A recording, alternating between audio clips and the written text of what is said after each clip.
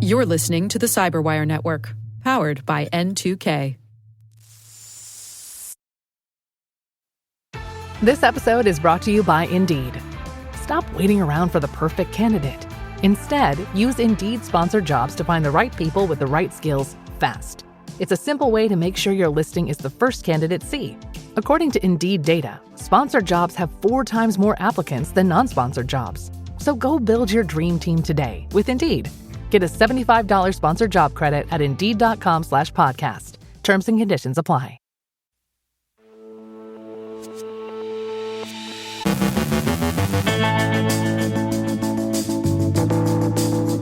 Trump tells diplomats to fight digital sovereignty. DeepSeek allegedly trains on banned NVIDIA chips. Google knocks out gallium. Hackers tamper with patient records in New Zealand. Popular mental health apps leak data. Wynn confirms a shiny hunters breach. Telecoms dodge New York cyber rules. Russia targets Telegram's founder. And a defense insider heads to prison for selling cyber weapons to Moscow. Our guest is Andrew Dunbar, CISO of Shopify, discussing how identity and trust become the new perimeter and how commerce needs both. And barking backlash brews beneath a big game broadcast.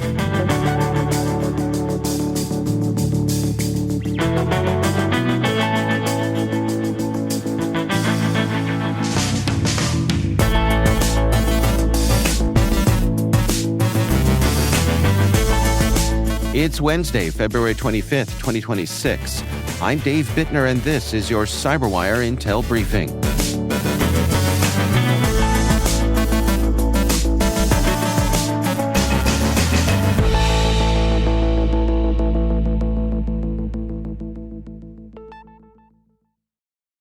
Thanks for joining us here today. It's great, as always, to have you with us.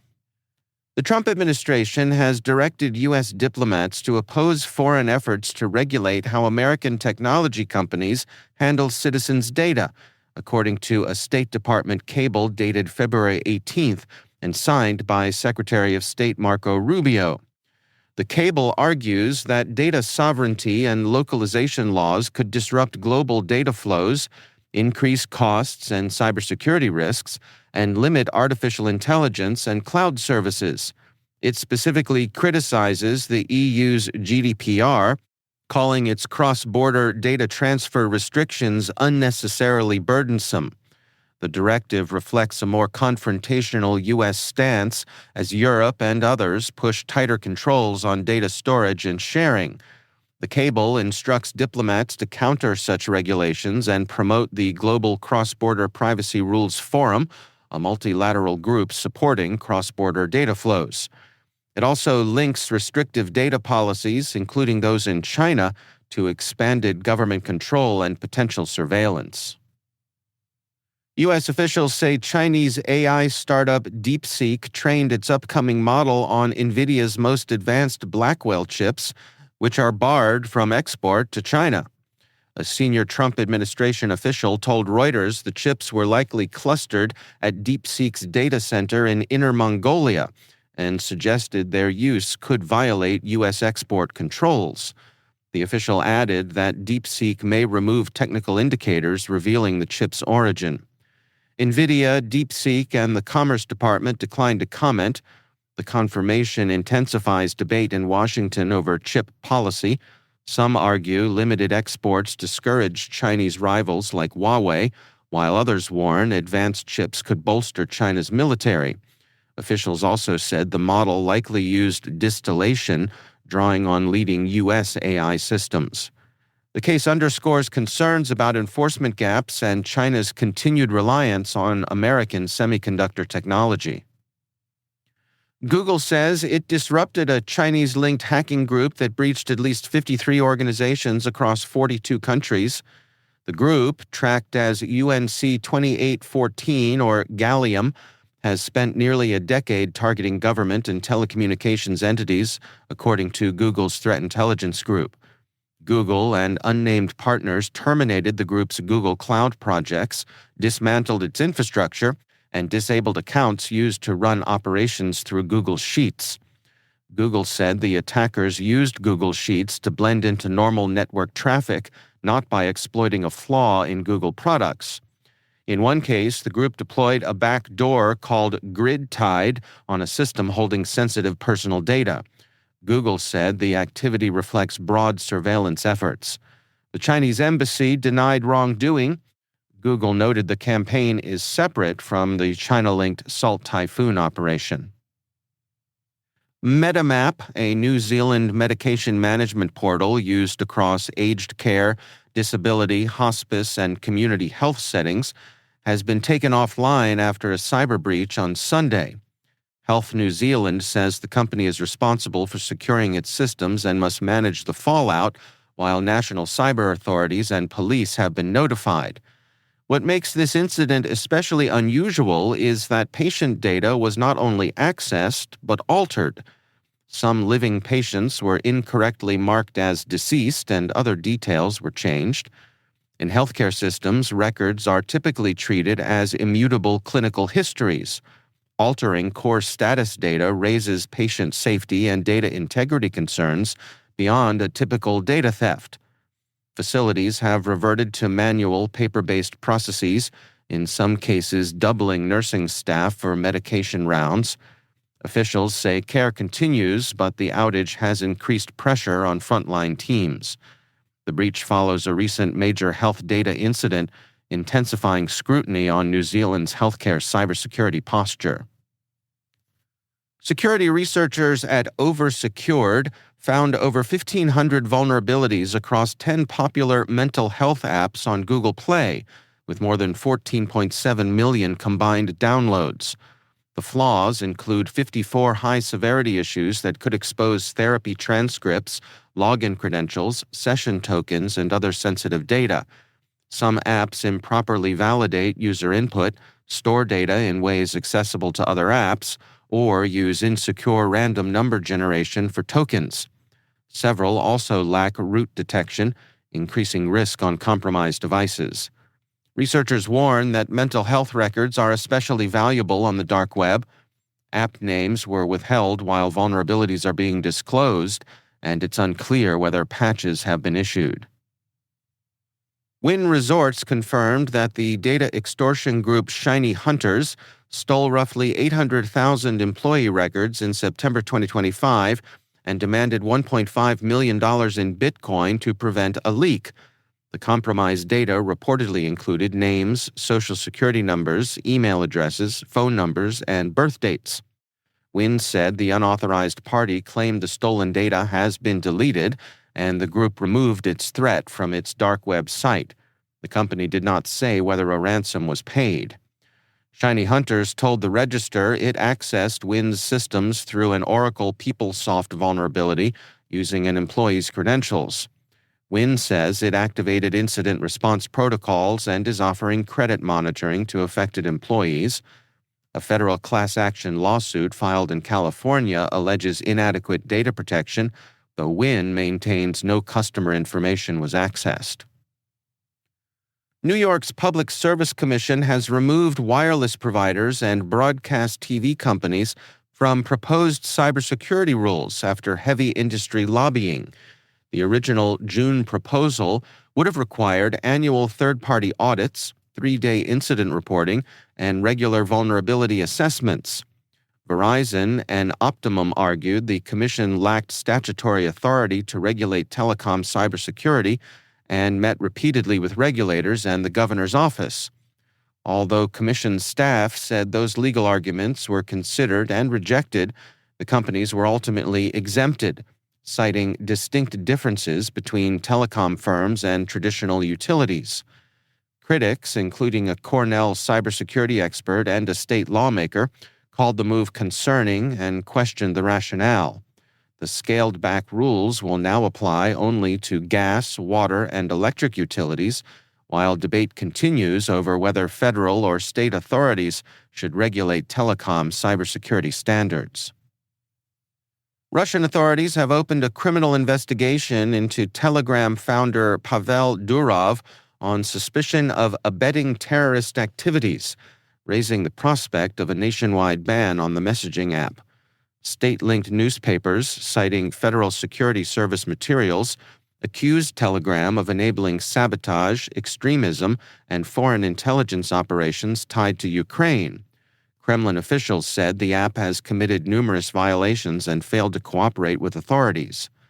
Lawmakers warned Telegram could be labeled an extremist organization if it does not comply within a month.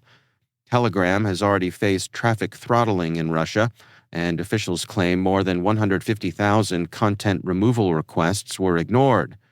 Durov denied the allegations, calling them an attack on privacy and free speech. The move comes as Russia pushes users toward its state-backed messaging platform, Max, amid broader restrictions on foreign apps. Peter Williams, age 39, has been sentenced to more than 7 years in prison for stealing classified cyber tools from a U.S. defense contractor subsidiary and selling them to a Russian zero-day exploit broker. The former senior Trenchant employee admitted taking 8 components described as national security software intended only for the U.S. and its allies. He transferred the data over encrypted channels in exchange for up to $4 million in cryptocurrency. The Department of Justice said Williams must serve 87 months, followed by 3 years of supervised release, and forfeit luxury assets purchased with the proceeds. Officials stated the stolen tools could have enabled foreign adversaries to access millions of devices, resulting in $35 million in losses and damage to U.S. and Australian intelligence interests.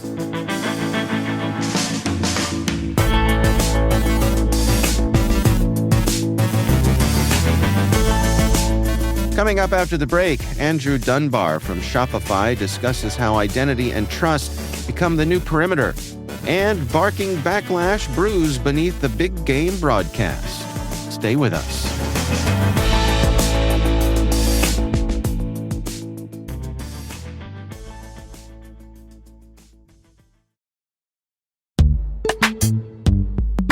No, it's not your imagination. Risk and regulation really are ramping up, and customers expect proof of security before they'll sign that deal. That's where Vanta comes in. Vanta automates your compliance process and brings compliance, risk, and customer trust together on one AI-powered platform. Whether you're preparing for SOC 2 or managing an enterprise governance, risk, and compliance program, Vanta helps keep you secure and keeps your deals moving. Companies like Ramp and Ryder spend 82% less time on audits with Vanta.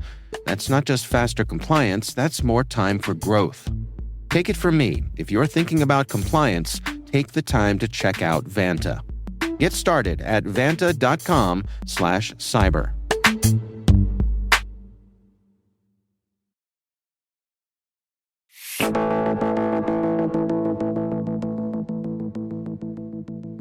Andrew Dunbar is Chief Information Security Officer at Shopify.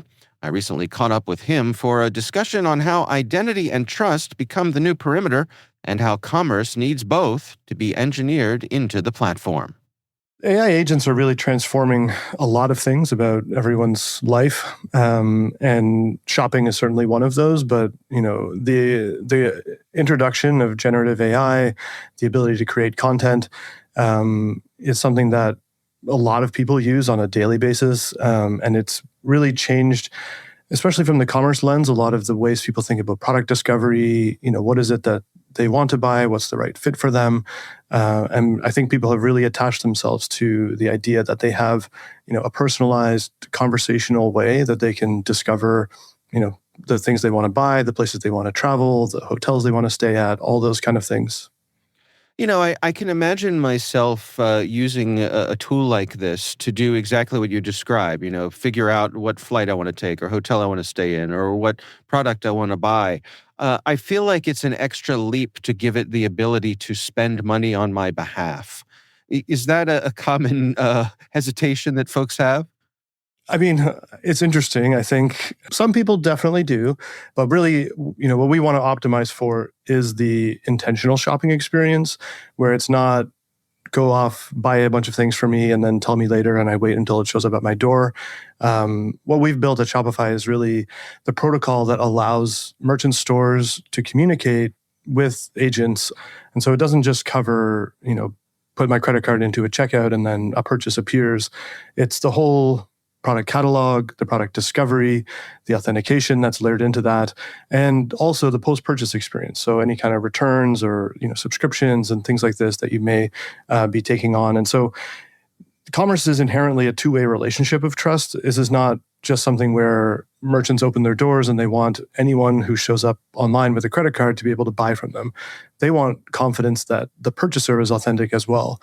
And so I think what we've aimed to do is really establish trust on the buyer side as well as trust on the merchant side, so that they know that the customers that they're interacting with are authentic people on the other side of the agent, and that the buyers have the same degree of confidence that the merchants that they're shopping from are accurately representing the pricing, and there's no hidden fees and things like this built in as dark patterns into the commerce experience. Now, is this the universal commerce protocol that you're referring to, this open standard you and your colleagues have developed? Yes, that's right. So last month we launched the Universal Commerce Protocol. It was something that we built alongside Google. And really what we wanted to do was identify all of the aspects of commerce that needed to be made in a way that can work with agents. A lot of great work has been done on the payments side of things, so tokenization and authentication of a specific payment. But really what we found is what merchants want and what buyers want is not just a one-time, securely figure out a way to pass credit card details from one spot to another. This is something where we want that end-to-end commerce experience. And so this is what we've launched as this open protocol, and it's become a significant area of interest for us and all of the people that are adopting it. What were some of the particularly interesting problems that you all had to solve here? So I think one of the things that is very challenging is we are dealing with an intermediated space.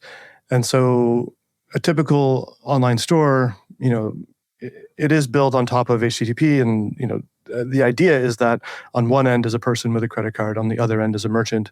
Here, neither the merchant or the customer are really directly talking to each other. They're working through this intermediary, and in a very real-time way. And so one of the biggest challenges that we have is ensuring that merchants are able to structure their product data, any of the kind of offers or buy one, get one free, coupons, things like this, in a way that represents like a true shopping experience, as opposed to something just being kind of a form that you would enter into. And so the ability for merchants to have that set up and the ability for buyers to interact with it and interrogate that is something that was very challenging, but it unlocks so much, and it's very exciting the fact that is now in place and can be used, to support many different types of commerce experiences. Why was it important for you all to make this an open standard? Well, we always want to take the path that leads to more entrepreneurs, and so whether or not people are building on Shopify, we prefer the open internet, and we always take decisions that lead to proliferation of the open internet. It leads to choice on behalf of businesses. And we feel like we're experts in this field. We run millions of online stores and retail experiences. And so we wanted to take everything that we've learned, embed that into a protocol, and then make that available and open. I think a lot of naivety can be brought into potentially thinking about shopping online. Is it just take their credit card and figure out how to insert it into a form? But really that end-to-end is something that we thought we were uniquely positioned to build. And what we want are people to be able to build apps, build experiences, embed this protocol so that all of the kind of things that we've learned get used to the benefit of everyone that's out there in the market. Can you tell us about some of the security considerations here? What are some of the challenges there? So the traditional checkout experience is an unauthenticated experience, which is kind of weird. The fact that you are buying from a website, it's layering the idea of just using a form, typing in a credit card number and a name and address is sufficient to identify yourself and then make a purchase. But clearly that has limitations. There is no true authentication of the person on the other side. We're not going to go around and layer in HTTP basic auth in front of every website on the internet in order to know who people are. And a lot of things have been done to try to make proliferation of OpenID and different open identity standards available, but those things are challenging if they're not done in a global way. And so what we really wanted to lean into was the idea that we can have people authenticate themselves into this agentic experience. How do you go about future-proofing something like this to make sure that it's adaptable to what is yet to come? Yeah, we've partnered with some very mature teams that build open source protocols. Obviously, Google is no stranger to doing this in many different ways. Our company participates in lots of different industry working groups, and we're moving a lot of standards forward at the same time. But it is, for us, it's a collaboration that needs to involve as many parties as possible. And so what we love about establishing a protocol is anyone who's interested in this has a place to have their voice heard, have their specific commerce concerns addressed, and we can evolve it in a way where it can become the thing that is existing today and be ready to launch. But every time there's a new version, every time there's a new thought of here's a good way to enhance security, we can just embed that into the protocol and then everyone can benefit. I think there's a lot of evolution that has already happened, but what we're certainly seeing is a maturation around the concept of building a cart. This is something that when you buy online, you may not even think about it of, I'm putting items into my cart and eventually I will check out. But for a lot of merchants, that act of generating that cart, storing that, allowing people to interact with that, interrogating that, have discounting rules or other logic applied to that, that is kind of an entire protocol on and of itself that we now need to layer into the way that we think about universal commerce protocol. And so we really support this open mindset and the open nature of collaborating in these types of open source initiatives, because again, it just traces back to our fundamental belief of creating more entrepreneurship, more openness, and everything that we do as a company is designed to make that happen. Is this something that's designed to operate quietly behind the scenes, or is it something that, for example, merchants would use as a stamp of approval for consumer confidence? So people are already shopping this way, and so that reality is there whether people want to face it or not. And so what we are really trying to do is make sure that our merchants are prepared for how they show up and what those discoverable surfaces look like. So for a merchant, they're not necessarily needing to be so focused on the details of how the protocol works, but we do want to make sure that the important product details that they may need to be disclosing, the things that are important for them to make themselves most discoverable, things like sizing and genders and product variants and all the kinds of attributes of their products do have to be structured in a way that can be consumed by an LLM. And so we really have done a lot to try to optimize the data entry and the ability for merchants to provide that level of customization so that they show up in the way that they want to show up. People aren't, getting disappointed that they misunderstood, what certain words might mean when they were trying to buy something. And so the work really becomes on the curation of your catalog and making sure that you understand how you show up in all of these surfaces. But we make that as easy as possible for people to do, for merchants to do, so that it's not that different than just merchandising they may do on their own online store. And a lot of our merchants, they're omni-channel to begin with. So they may be concurrently selling through different marketplaces and through their online store. They may have physical retail. Our shop app is a big source of discovery on its own. So the ability and the need for merchants to be always on when it comes to customizing and being aware of how their products are described is something that is really important for them. But the idea is that the rest of that we take care of. That's Andrew Dunbar from Shopify.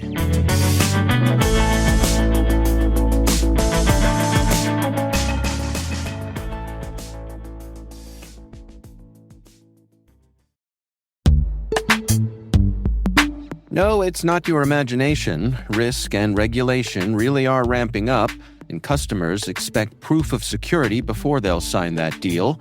That's where Vanta comes in. Vanta automates your compliance process and brings compliance, risk, and customer trust together on one AI-powered platform. Whether you're preparing for SOC 2 or managing an enterprise governance, risk, and compliance program, Vanta helps keep you secure and keeps your deals moving. Companies like Ramp and Ryder spend 82% less time on audits with Vanta. That's not just faster compliance, that's more time for growth. Take it from me, if you're thinking about compliance, take the time to check out Vanta. Get started at vanta.com/cyber.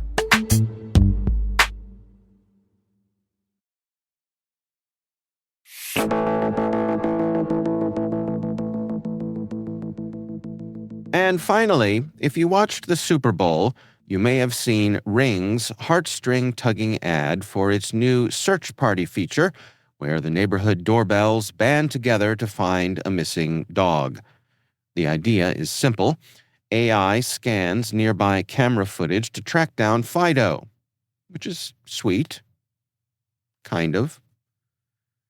Viewers quickly pointed out that if cameras can identify a lost Labrador, they can probably identify you too. Social media lit up with privacy concerns, Reddit rants, and even a few dramatic device smashings. Enter the Fulu Foundation, which is now offering a $10,000 bounty to anyone who can make Ring cameras run locally, keeping footage off Amazon's cloud. The debate lands awkwardly in light of Ring's prior privacy problems, including a 2023 Federal Trade Commission case over employee access to customer videos. A lingering question: when you buy the camera, who really owns the footage?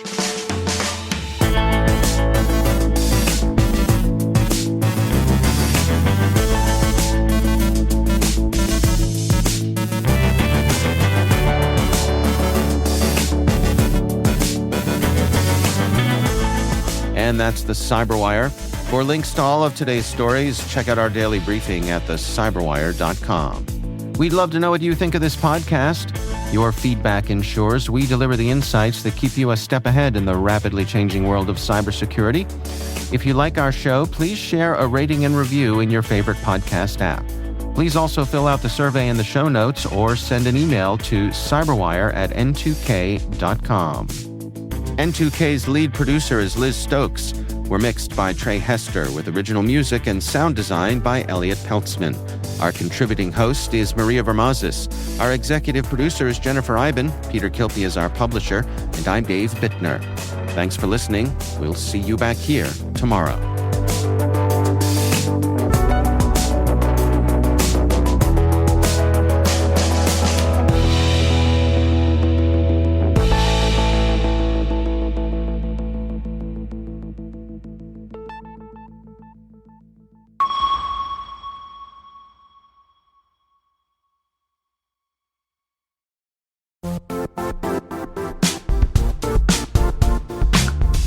If you only attend one cybersecurity conference this year, make it RSAC 2026.